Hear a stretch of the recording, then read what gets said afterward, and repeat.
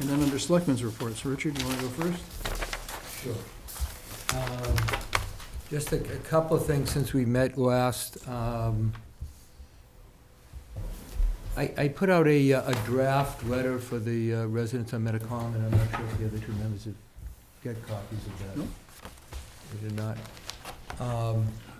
I've just a draft letter going out to the residents of Metacom Street, just so they know that there's talk and discussion going on. Just About the as sidewalk. part of our good neighbor policy, there's a draft I have that maybe Mike or Christine or Mhm.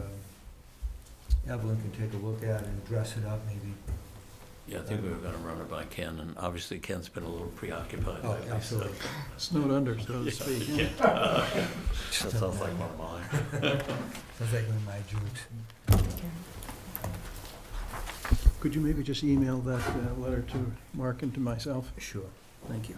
And just to double check, we had the Economic Development Committee was going to come in a couple of weeks ago, and then they were held off.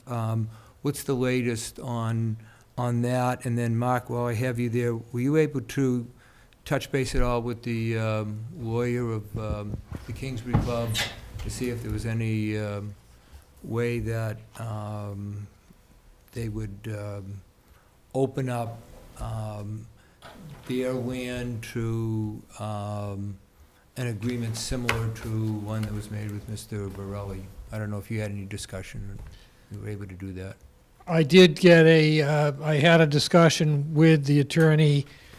He got back to Armand and then left me a message, which I actually had transcribed, but briefly, the message was that Armand was not interested in reducing the size of his parcel, but would be willing to allow any other proposers to discuss with him use of the land on the same terms as Borelli, Mr. Borelli, I should say. The problem with that is, as we alluded to the last time we discussed this, by not adding to parcel 2, any development on parcel 2 is going to be constrained by the area, the setback, all of that. They're not going to be able to take advantage of part of the abutter's property. So that is problematic as far as going forward for any kind of development. But am I reading you that he's willing to make the same arrangement as he is with Mr. Borelli to another?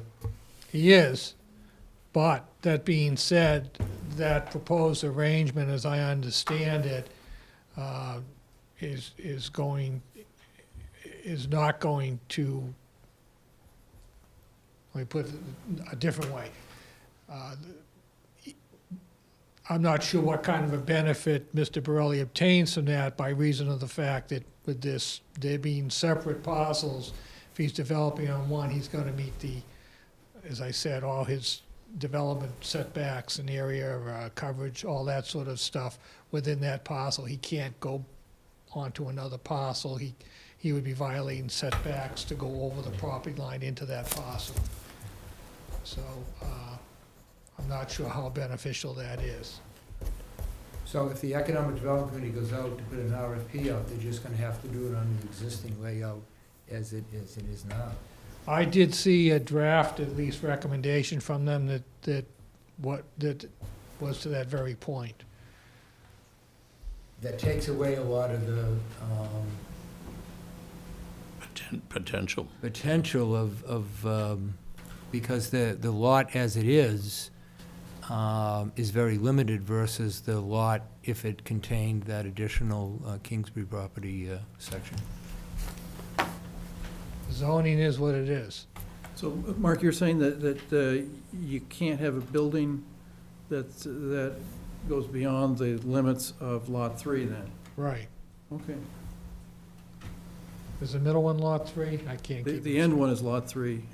That's the one that's in That's the question. one That's that- the one that has nothing on it. We know what you were talking, what it is. So basically, any proposed development has to stay within the confines of Lot 3. What was being proposed to Armand was basically to amend the subdivision plan to take some land that he might not be using on his and augment the other parcel to make parcel 3 larger and more developable. And he's not interested in doing that, so. So the Economic Development Committee's gonna, are they gonna come back to us and Yeah, issue an RFP for just the existing Lot 3? yes, that's my understanding. They want to proceed with an RFP for just Lot 3 as currently constituted. Are they coming, They were supposed to be here at the last meeting, I think it was the weather, and then there's been some issues, family issues that Right. precluded them from being here. So and that's the same, we will hope to have them in as soon as, that's the same with our 2 reps and state senator who are gonna come in, they were snowed out. yep. We have them to see if we can get them back in also. And, Amanda was going to try, you contacting Amanda to try to set something up with that. Okay, we can get a hold of her. and the last issue, we talked about attending, going to the Water Sewer Board again. Has that been resolved, or where are we with that? I'm meeting with the warrant committee representative and chairman of the water sewer and Ken Feeney this week, hopefully, so we're hoping to have some progress on that. I think that's probably the better way to handle that going for now anyway. And maybe if it becomes necessary for you people to meet with them, I think that probably would be. And I did have, just to back to one of the mini town halls down at the Redgate Farm on Phillip Street, a nice group of people that were down. We had about 25 people. Just to commend both Chief Kingsbury and Meany and John Nunnery of the Building Committee that did a nice presentation, answered a lot of questions about the public safety building. The main issues that people brought, which seems to be a similar theme in many of the mini town halls I've been to, is the traffic issue. The speeding they felt coming down Phillip Street, and also there was a request if a stop sign could go at the end of Phillip where it comes into Elm Street. Elm Street is kind of a cut through into Walpole, and they're feeling that with the high embankment, a lot of times people just go around the corner, so I will forward that to the chief, but it was a good meeting, I thought. And that's all, Mr. Chairman. I just add, since you're talking about mini town halls, I had one at Old Village Square that had about 20 people, and again, the chiefs, both chiefs and John Nunnery came to that one. And it was a good presentation by the 3 of them as to what the public safety building is all about. The general reception in that room was that it was happening too fast, that we had too much town debt, and that we should postpone the public safety building. But, Mark?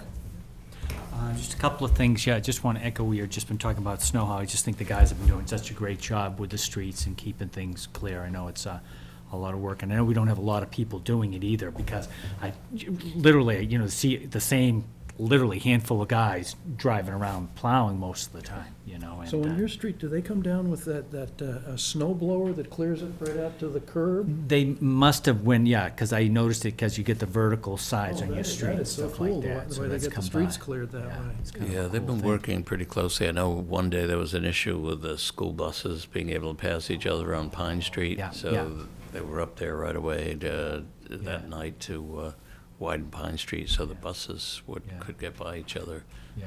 I think what's nice is that our DPW, the school, and the police work very well together. Yeah, You we're know, very lucky, to yeah. work things out with that. And I think Yeah, that behind the scenes. makes it that Different. successful. Oh, it does, yeah. I'm sure the kids in school might not be as happy, but I think one of the reasons Medfield has less days off is Yeah. because of the good job the DPW. Oh, definitely, yeah, Yes, yeah. yeah. And the building inspector now has been working closely with the schools on this That's a good idea. roof loading issues. Yeah, that's and- very good, yeah. think Yeah, so. really helping out a lot. Yeah, so they're not just guessing or kind of wondering what they're supposed to do. Yes, I it's a- notice a lot of schools are starting to have issues have been closed because of snow loading, Yeah, and it doesn't seem to be getting any better, so we've yeah, been working. Actually, from before the blizzard, the Yeah. first meeting we had, that was one of the things that They were came thinking up, about, yeah. because when Bob McGuire was here, I don't know if you remember, there was Yeah. an issue with snow loading, and You gotta clear up. actually, Bob McGuire was up on the roof of the Wheelout School shoveling snow Yeah. off, but, so, Yeah, we wanted to get that addressed pretty quickly, Yeah. and that's Yeah. helped a lot. yeah. I think it's Quincy and Braintree, or some of those have had to shut their schools Oh, down. I know, yeah, definitely. It's, like I said, it's really great, I don't know when they started doing it, to get all the snow out of the downtown area, just to get rid of it all, because I'm still amazed that most towns don't do that, and it's like, it's a disaster.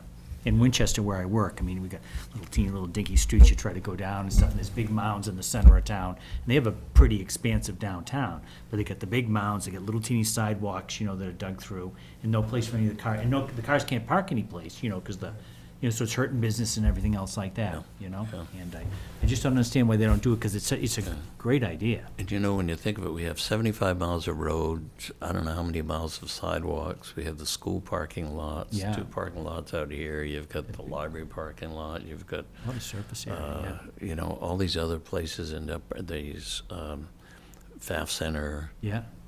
police and fire station, and it's just one enormous amount of snow, Yeah. and if anyone doesn't believe that, when they go to the transfer station this Yeah. week, they ought to go back Look and at take a that look snow- at the that snow snow. dump Yeah. behind there. It's Yeah. just stunning. It's amazing, yeah, it's really One amazing. of my reactions this week was seeing the snowplow come down North Street, and you basically, it was a little hard to tell where the street was. Yeah. And I was just thinking to myself, boy, these guys that plow, they really have to have this institutional memory of where the streets are.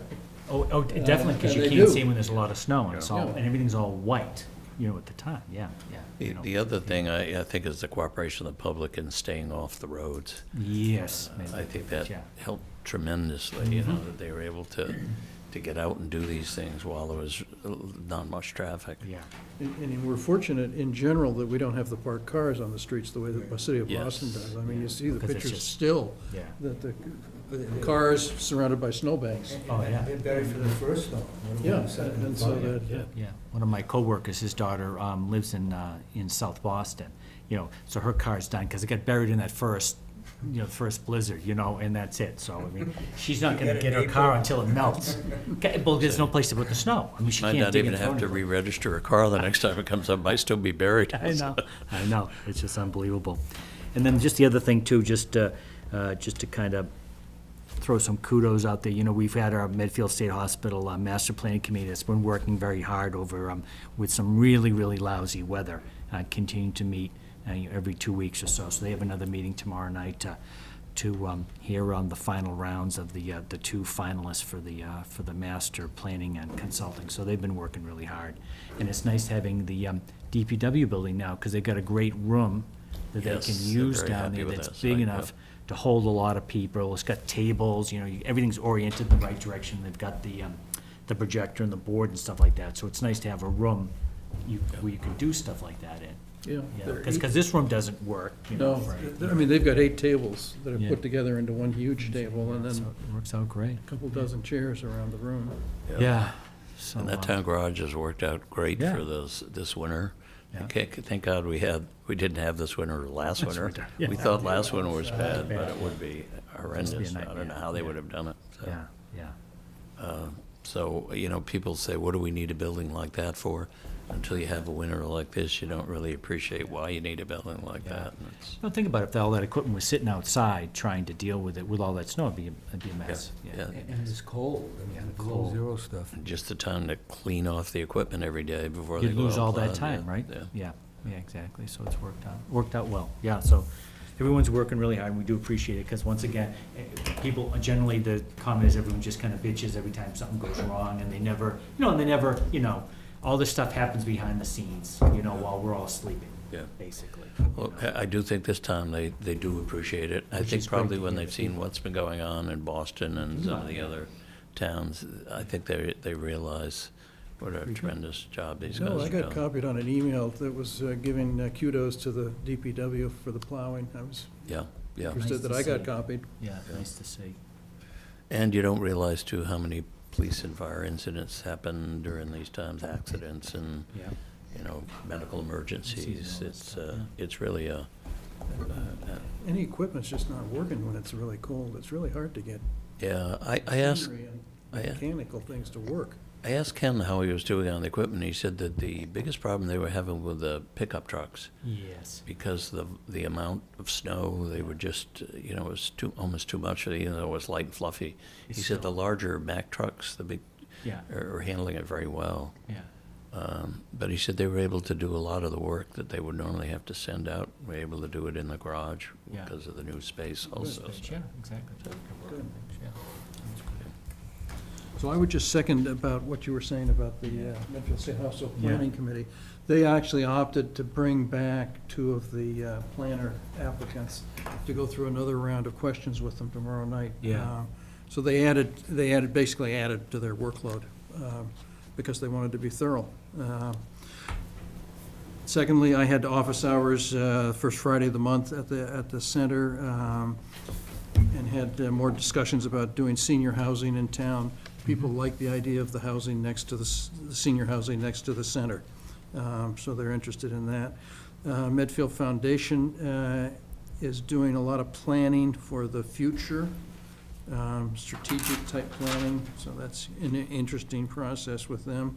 The Angel Run was very successful this year, which is good because the proceeds from that go to, or have been going to Medfield families in need.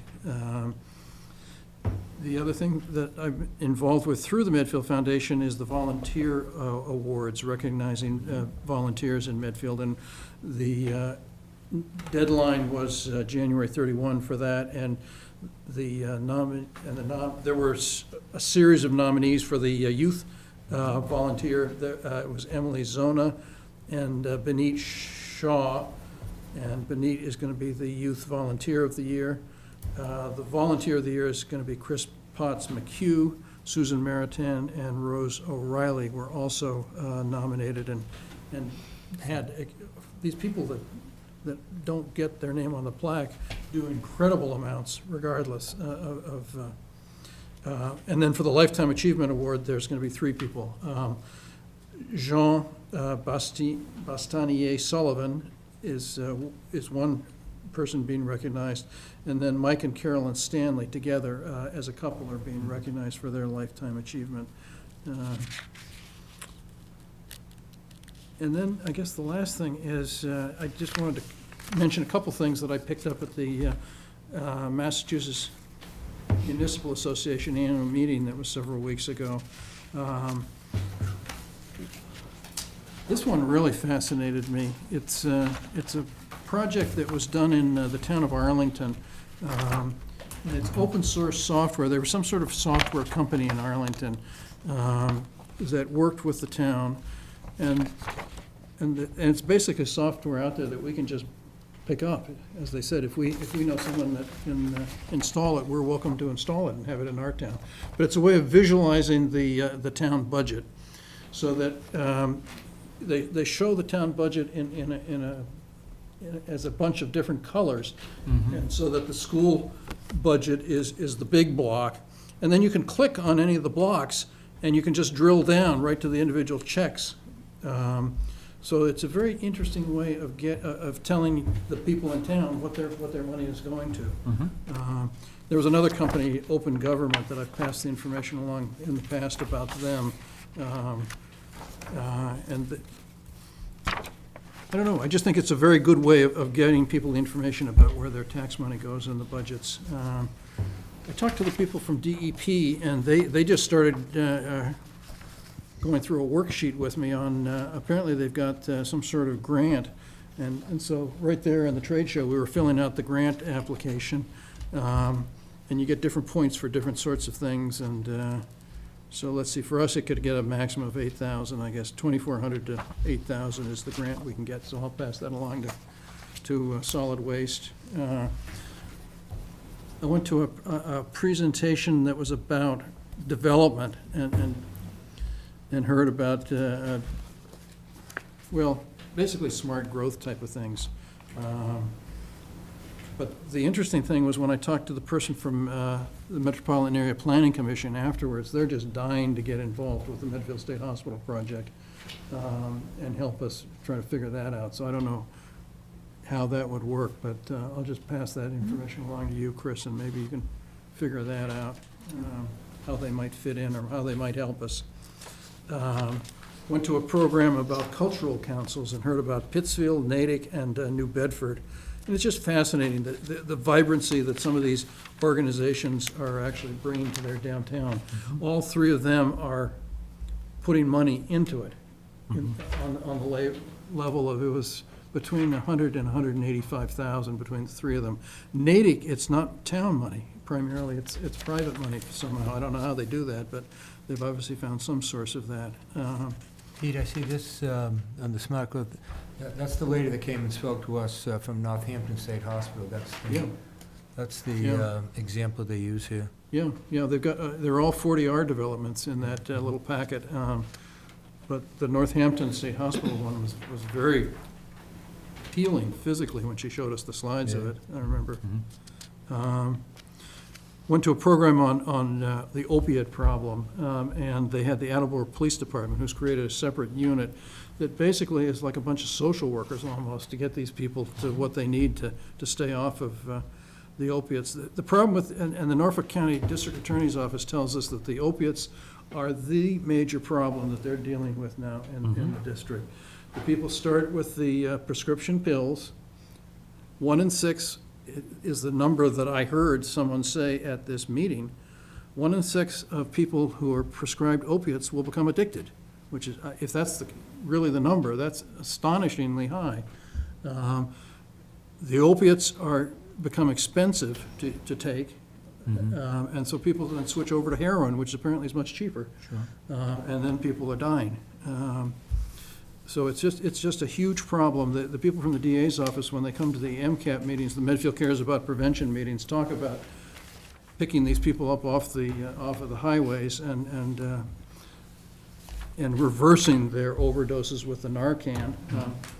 And part of the problem, I guess, with reversing it with the Narcan is that the people then immediately want to go out and get another jolt of whatever it was they overdosed on, so, but, Apparently, everyone thinks it's just an inner city problem, and it's not. It's in the suburbs almost as much as in the cities. It's there was a woman at this become a menace. presentation, Mike, from something called Learn, and then the Arabic number 2, cope.org, learn2cope.org.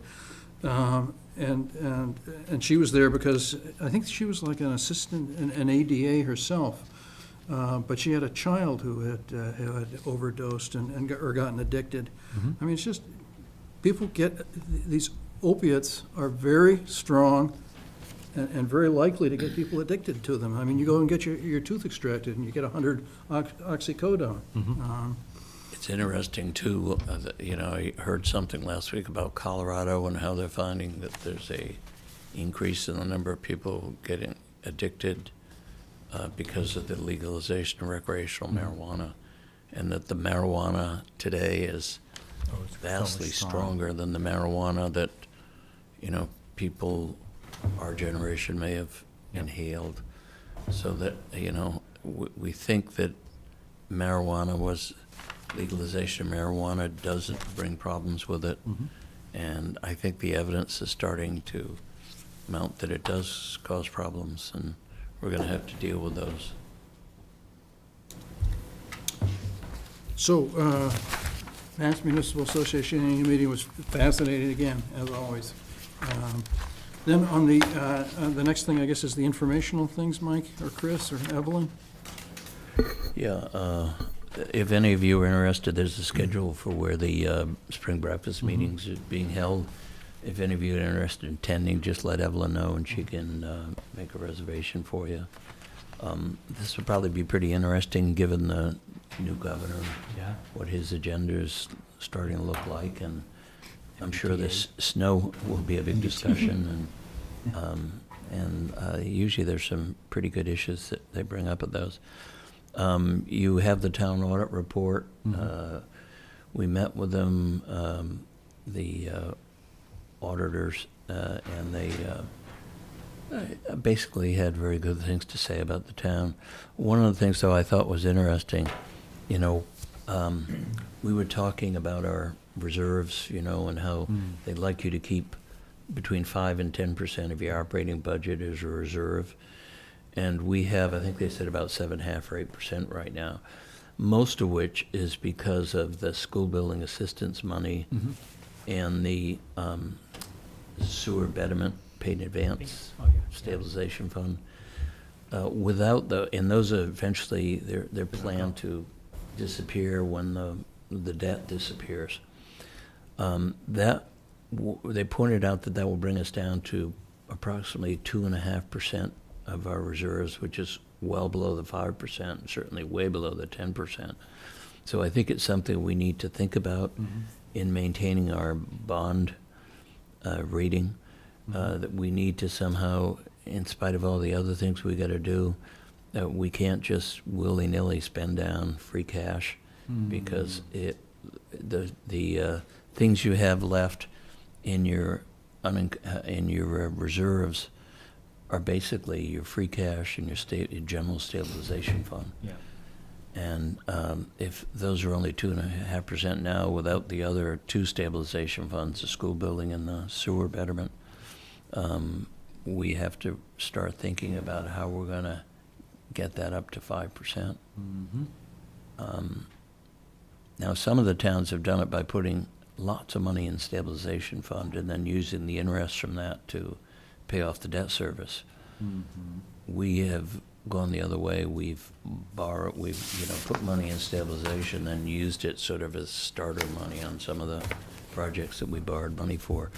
And I don't know which way is better. I think we took advantage of the low interest rates over the last several years, getting projects done, and I think probably in the long term that will put us in better stead.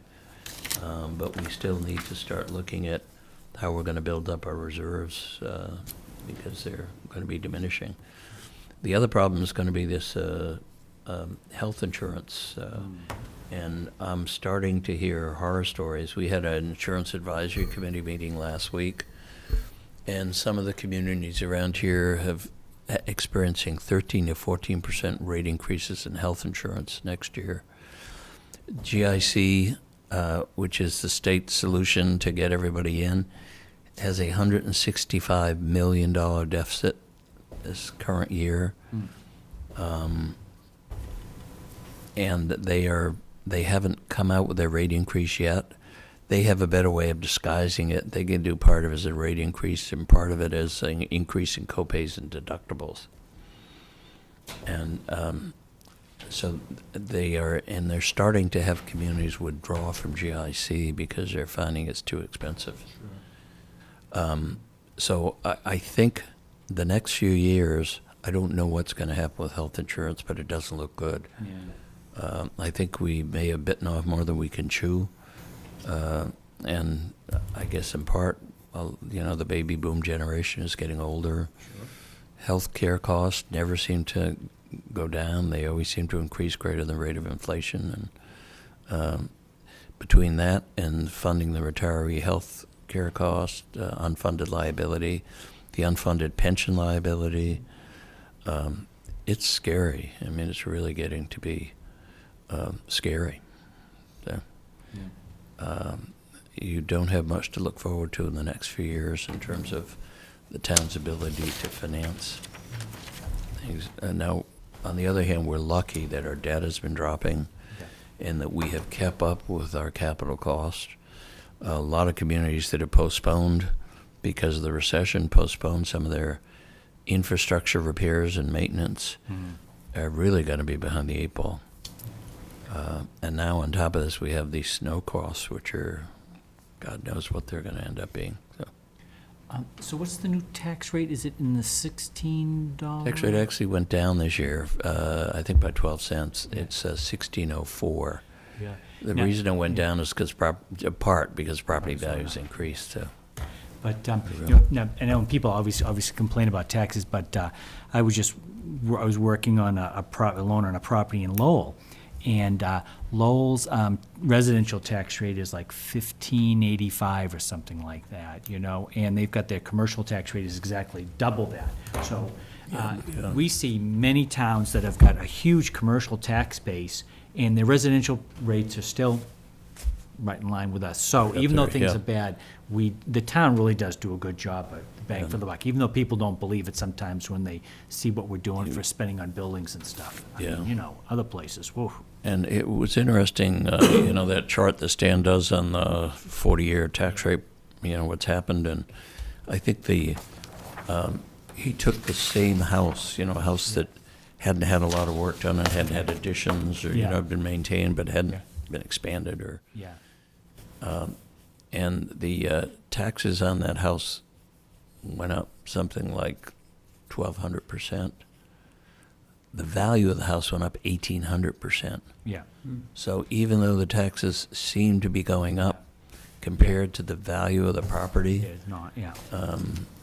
unfortunately, we don't seem to be capturing any end stage Yeah, appreciation on the property, the values of the house. Now, I remember there was some talk about when a house was sold, yeah, capturing some of the Oh, yeah. appreciated value of that as a Yeah. sort of a, you put 5 kids through the school system and then you sell the house for twice what you paid for it. yeah, You've gotten a free ride. yeah, And a lot of people have gotten free rides. So, and the people that don't sell their houses, Yeah. stay here, yeah. they end up paying for that. So it's not a very fair system. And Mm, I think one of the things we need to talk about to our reps about and Senator when they come out is the special commission on education that's reviewing the Chapter 70 formula.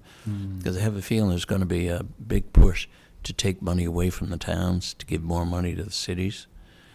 And the towns are struggling already. I don't think if you look at the overrides the towns have voted compared to the overrides the cities have voted, I think you find a vast difference because we're not getting the state aid. I mean, our state aid as a percentage of our expenditures has gone down. yeah. So we're financing more and more out of the property tax and local revenue sources and less from state aid.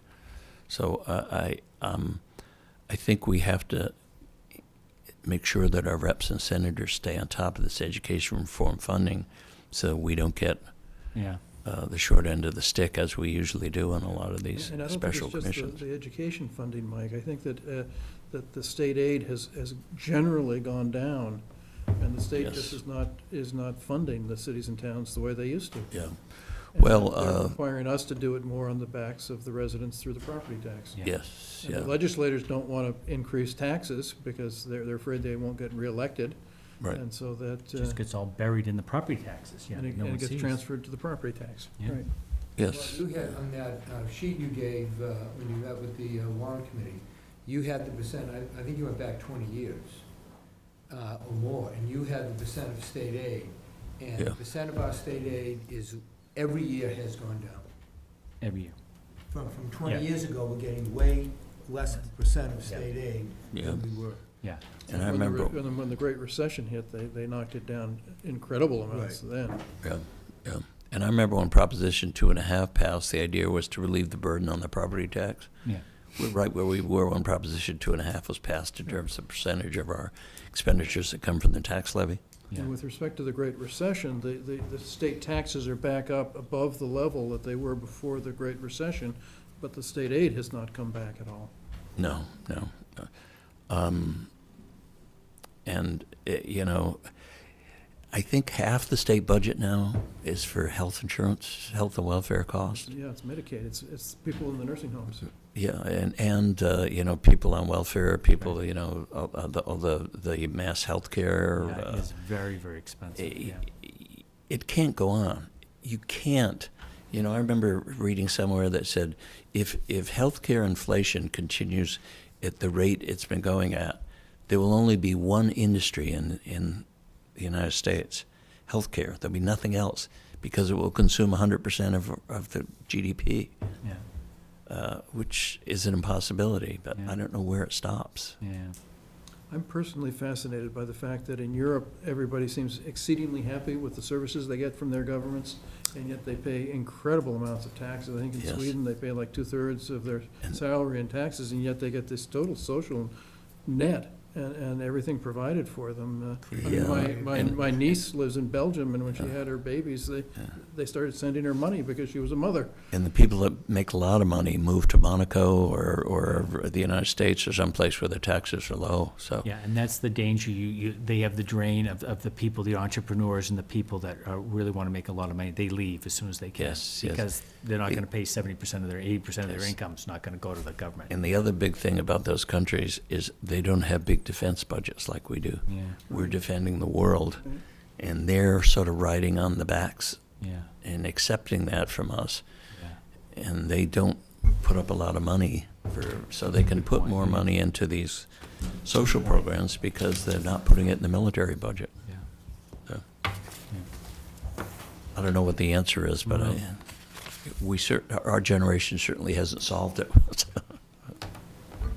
So, anything else there that you wanted to talk about? I see that Comcast and Verizon are having a battle over who gets the most complaints. They seem to both have reports. I was surprised at how many subscribers. Verizon said they had like 2,700 subscribers in town, like Yeah, every house. they have cut in. I understand there's a slight reversal taking place now, and I don't really follow the figures that closely, but that Comcast now seems to be getting a few of the customers back again, or getting new customers, so it's I guess the 6 of one, half dozen of another, depending on who you're happy with and who you're not, but. So one of the things that I think that we should do is get back on our annual calendar and start planning out what we're going to be Yes. doing at our next meeting. We should. Everything's been postponed the last few weeks, so Right, we haven't been right. able to at all try so to that get it- going on that. Do we have any idea what we're doing at our next meeting? I mean, I know that, Evelyn, you do a well, I- budget cycle thing. Maybe you could send that out to The Lyme us. Disease Committee will be coming in to give their annual report. Okay, Lyme disease. Good. Mhm. Is the economic development coming in? We don't know for certain. Yeah, Maybe, huh? Okay. We have to Pat work on Casey that. is tied up right now, so he hasn't been able to make Do it we as have more chairman. budget? Can or Budgets. cannot? For next Tuesday? I don't know.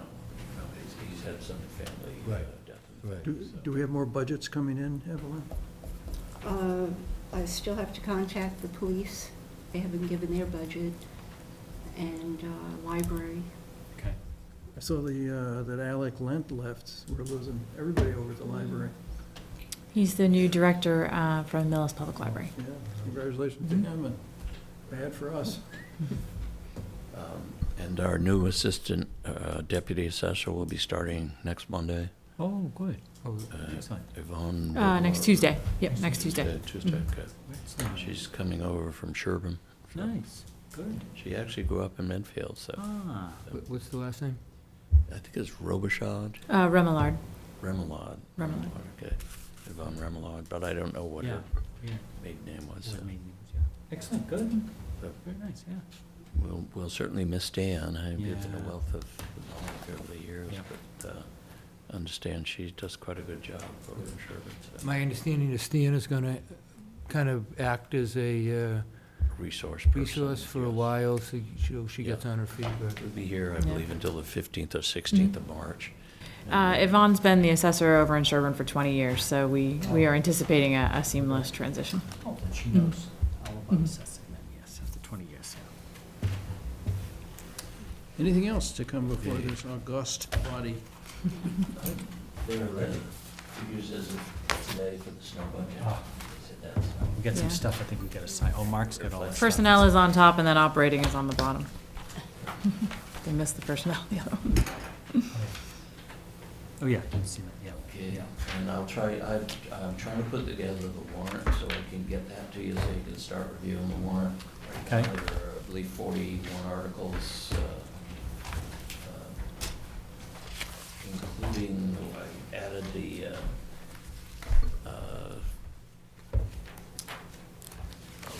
Community Preservation Act and the Townwide Master Plan to the warrant. Okay. Mark, can you give them a quick, I know you're chairman of Community Preservation Committee in Medway, can you give them a quick synopsis of what the steps are to adopt community preservation? There's obviously a town meeting vote required. Then there's the next regular election, whether it's state or local, Oh. it goes to a ballot question. The next one would be the annual, the town one. It wouldn't be that soon, though. Correct. Well, can we get it on the ballot that soon? No, No, that was no, about, no, no. you have to have the town meeting. The election is annual before the meeting town at the end of meeting. April. The next regular election after that would be till the town election, right? That's a year. Yeah. So it won't be voted on at the town until next The month. following year. The state no longer lets you put it on a special town meeting warrant because they thought communities were sneaking it by the voters by putting it on the warrant for special town meeting. Well, it's not, the statute requires it be a regular election. The town meetings, A regular election, they would And do there's that. no state election in the fall. right. Right. So actually, you'd have to wait till a year in the annual, the town election. You know, actually, I think that's probably, if you're serious about this, that probably is to your advantage, because if you had to do both these quickly, your chances, probably would not be very good. You really need to organize. There's a group called it's an advocacy group statewide called the Community Preservation Coalition. Stu Saginaw is the executive director. They're funded by the communities that have accepted the Community Preservation Act. We're all assessed for membership, and they're a tremendous resource, not only for towns that have already accepted, but for those towns that are putting together a campaign to accept.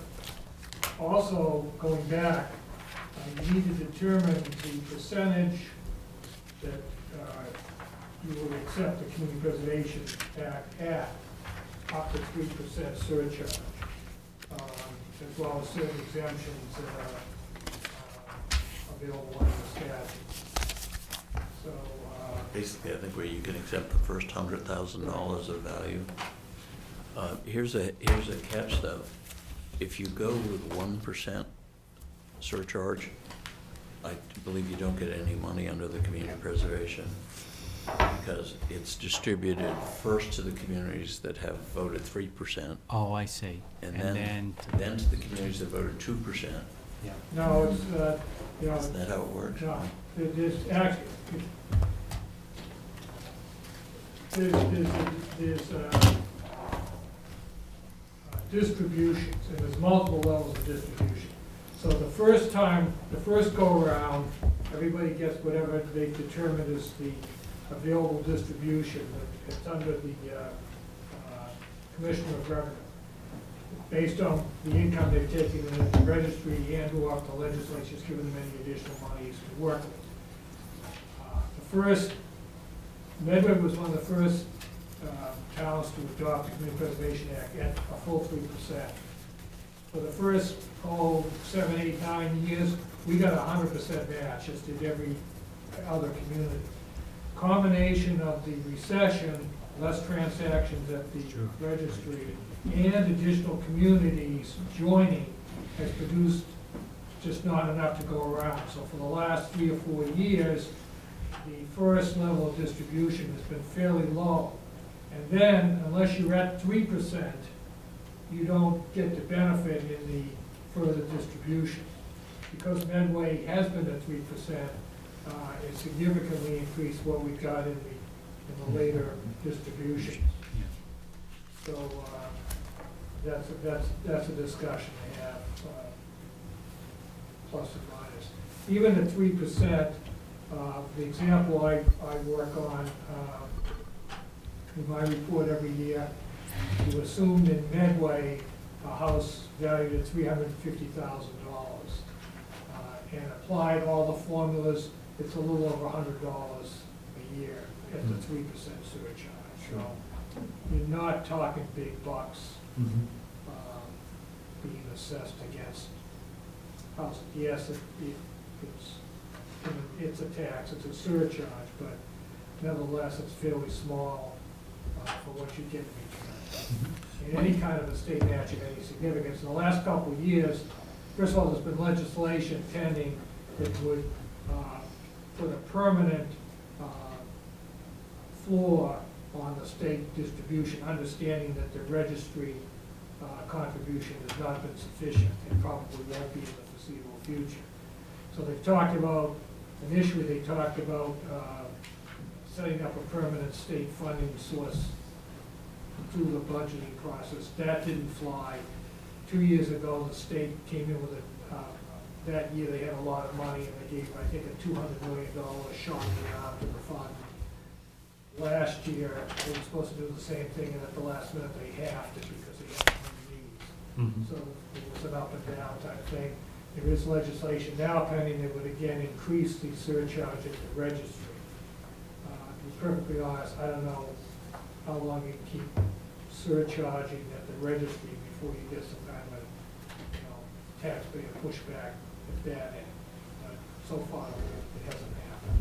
And Mark, the 3% levy in Medway, do you know about what that adds, what that surcharge adds to your tax levy dollar amount?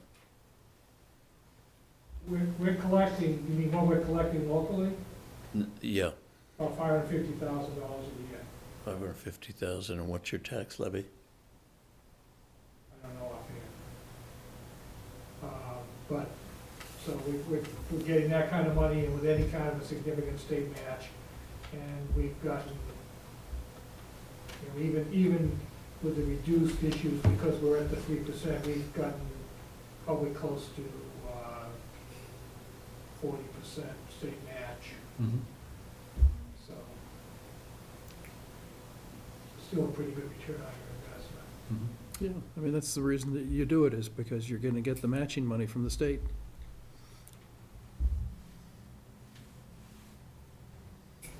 So, any other questions? Again, I strongly recommend that you reach out sooner rather than later to the Community Preservation Coalition. I know Stu would actually physically come out. They've got a great website. It's very And they're impressive. great. I mean, he's a great presenter. We just had a workshop a couple months ago. He came out to Medway, put on a workshop for us. We had the selectmen there so that they could understand more about the intricacies. Several other communities sent their membership, and he did an excellent PowerPoint presentation. Mr. Chairman, is this maybe something we could have them either come to a meeting or? Sure, why don't we have him, why don't we sign him up for a workshop or something? Again, it's important for him to understand that even though the town meeting's fairly close by, and you do have to get over that obstacle, that you've got almost a year to prepare to get it, to the ballot.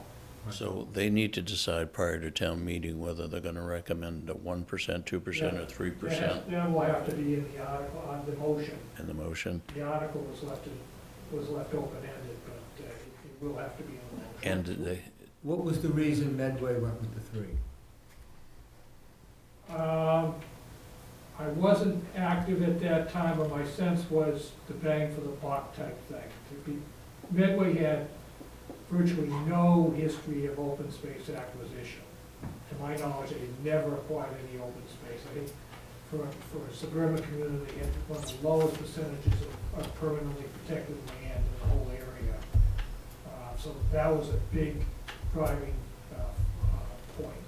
And between, we had, with the 3% surcharge plus 100% match from the state, we were bringing in some significant money for a while. And we have made some significant open space acquisitions and a few other projects. I mean, for me, I see it as a savings option for us, and so that it makes sense to me to do the 3% because you're gonna save more, you're gonna get more of a match from the state.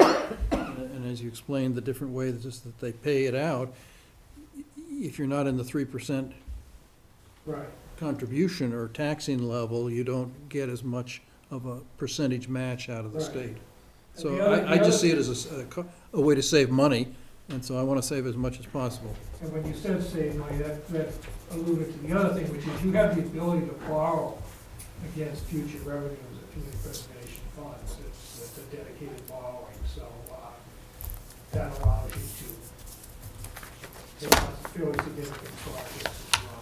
someone just came out with a report saying the cities and towns were spending money on open space, recreation, but we're not spending money on historic preservation or housing, and that there was some talk about requiring that those funds be expended. Well, the way it's set up now, those are the 3 principal statutory purposes. open space recreation actually is one, and historic resources, and the third one's affordable housing, or community housing as it's called. And you have to spend 10% at Well, least you have on to- each of the three you have to- categories. Each year, the community preservation, the driving force is your community preservation committee, which is required by the statute to adopt a bylaw and set up this committee. The committee, so there's a checks and balances. Everything, the community preservation committee is a gatekeeper. You cannot go forward with any project without their positive recommendation. On the other hand, that's all they can do is recommend, ultimately town meeting takes the action. Now, in some communities, I think you're absolutely right, Mike. First, the overwhelming amount of it has been dedicated towards open space. So hypothetically, you've got your 10% dedicated plus the 70% unallocated. So you could spend as much as 80% towards open space, for instance, or either of the other two if you wanted to. But the focus has been on open space preservation, with the understanding, even if you're not a preservationist, that, as we all understand, residential housing is a losing proposition given every form. And therefore, if you acquire open space, it pays for itself in the cost avoidance of educating kids. It's an unfortunate fact of life. There have been other examples of historic preservation. Some, like Needham, did their town hall over, they restored the main town hall. So there have been some significant affordable housing, historic preservation projects done. They're probably second. The third is the affordable housing component, and that's just, it's a very difficult discussion, to be perfectly honest. Yes, you've got 10% you've got to put aside, even if you don't expend it. I have seen all kinds of creative things done with some suburban communities where they're spending money like crazy on affordable housing, but they don't have anything to show for it. They're doing studies. Lots of studies. They've got staffs, and they've already got a certain stock of affordable housing that they're monitoring. Or they go through some very, very expensive procedures that only produces 1 or 2 units. Government at its finest. Well, and it depends on your audience. If that's what the people want, that's what the people get. Do you see the potential with the whole development of the hospital, of this fitting into that as well? It could be, depending what it is you want to do. The significant thing about open space component is that the statute was amended in 2012 so that you can now spend funds even if you didn't acquire the land in the first place with community preservation funds. So you can do rehab of ball fields, new playgrounds on land you already own, where you couldn't do that before, it was more restricted. So there's some flexibility there.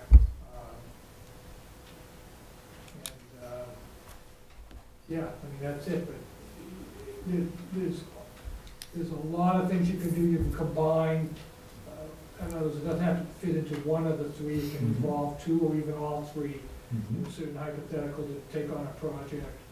I think one of the most dramatic examples in my experience was Sturbridge, where Old Sturbridge Village has been struggling. They got really hit by the recession, they got hit by the terrorist stuff, so it was like a perfect storm that was affecting them, and anyone that went up there regularly would have actually seen the kind of the deterioration, if you will, of the place. And they were struggling. They're surrounded with a lot of land, and they were looking at selling the land off to raise funds for the village. Sturbridge, the town, has a Community Preservation Act. So they basically borrowed against the community preservation revenues to acquire all the open space around Old Sturbridge Village. So it was a win-win. They protected huge swaths of open land up there, and the village has gotten the injection of capital that they need to continue on into the 21st century. You mean New Medfield? That was the original name of Sturbridge. So. The other thing, Mark, and I'll shut up after this because I know everybody wants to go home to shovel snow.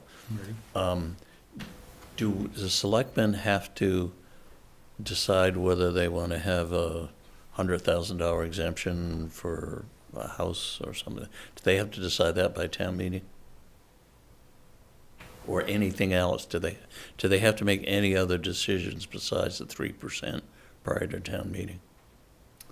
Or the 3%, 2%, 1%? I believe that the specifics will need to be in place for the vote to put through a town meeting. Because after that, the bylaw only addresses, set up a community information committee. And Could you look into that and perhaps draft I'm pretty a sure. motion or something that would, I think we have the sample. that they would need to vote? Fill in the blank type thing, so. There's quick answers, as Peter alluded to, Community Preservation Coalition's website, did all the answers there. So. Thank you. And I would think that the town would want to have that exemption for the first 100,000 or as much as it can be, so that you're basically having it be a slightly progressive tax then. Right, and I think the experience, there's a tremendous range on the percentage. I think just about everybody goes with 100,000, and there's several other exemptions, which, in my experience, nobody or very few are actually going with, because they're benefiting narrow interest groups as opposed to the community as a whole. And again, it's a balancing, but if you want to maximize your savings, you don't want to be given a whole lot of exemptions that aren't absolutely necessary. Well, how do we then, because we adjourn here, then we're going to the next meeting, how do we galvanize or get a workshop, a speaker, or anything so that, town meeting's gonna be upon us very shortly? I'll call Stuart and ask him if he'll come. And I'll ask him whether it should be a separate workshop or a selectmen's meeting. It might be good if we can get the warrant committee to come as well, because they're gonna be a key person with this as well. And Yeah. they meet at the same time, so maybe we can work something Yeah. out. What's Stuart's last name? Saginor, Saginaw. And you can mention my name, we're on pretty good terms.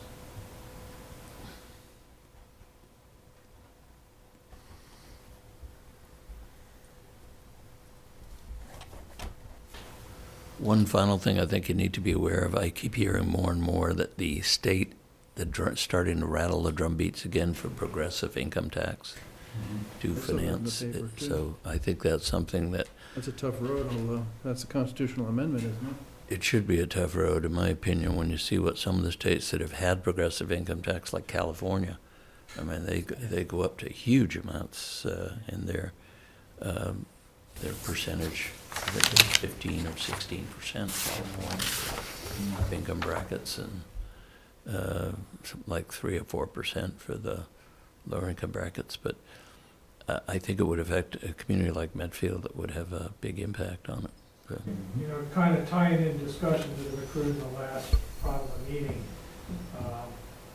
both Vermont and New Hampshire Supreme Courts ruled that property tax-based funding for schools was unconstitutional. In my opinion, the Supreme Judicial Court of Massachusetts was this close to doing the same thing. For political reasons at the time, chose not to. But I don't think that's entirely dead either. There's a legal basis if things got bad enough to pursue that further. And that will have everybody scrambling. That being said, neither Vermont nor New Hampshire has been able to come up with a viable alternative to property tax-based funding. But the issue is still there. Okay, time to make the donuts. Thanks, everybody. This program was made possible through the generous support of your Medfield friends and neighbors, folks just like you. And thanks for watching.